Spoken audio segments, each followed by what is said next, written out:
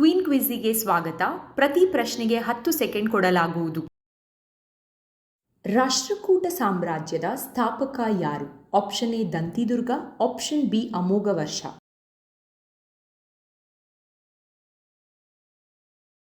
ಸರಿಯಾದ ಉತ್ತರ ದಂತಿದುರ್ಗ.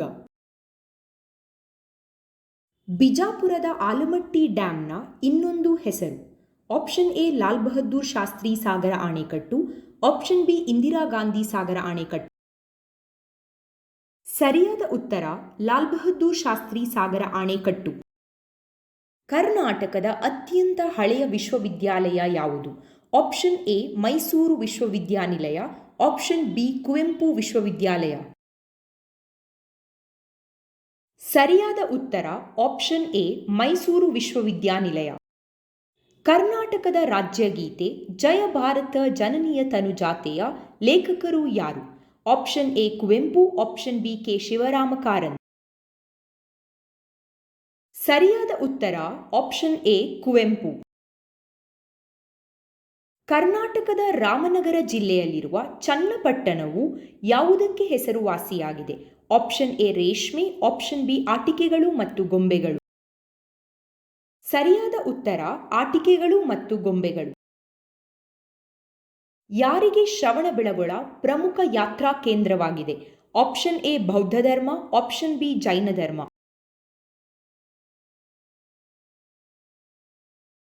ಸರಿಯಾದ ಉತ್ತರ ಜೈನ ಧರ್ಮ.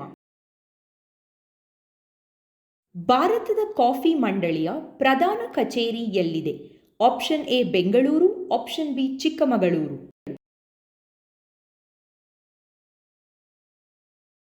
ಸರಿಯಾದ ಉತ್ತರ ಆಪ್ಷನ್ ಎ ಬೆಂಗಳೂರು. ಕರ್ನಾಟಕದ ಮೊದಲ ರಾಜ್ಯಪಾಲರು ಯಾರು? Option A Jayachamarajendra Wodeyar, option B V Giri.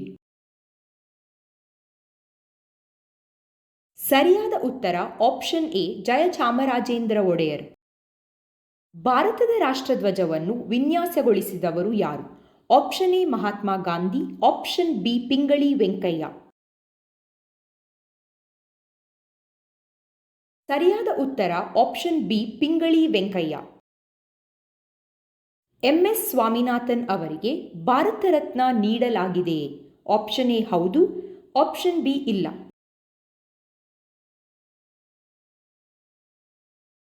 ಸರಿಯಾದ ಉತ್ತರ ಹೌದು, ಸ್ವಾಮಿನಾಥನ್ ಅವರಿಗೆ ಭಾರತ ರತ್ನ ನೀಡಲಾಗಿದೆ. ವಿಡಿಯೋ ನೋಡಿದ್ದಕ್ಕೆ ಧನ್ಯವಾದಗಳು. ನಿಮ್ಮ ಸ್ಕೋರನ್ನು ಕಮೆಂಟ್ ಬಾಕ್ಸಿನಲ್ಲಿ ತಿಳಿಸಿ.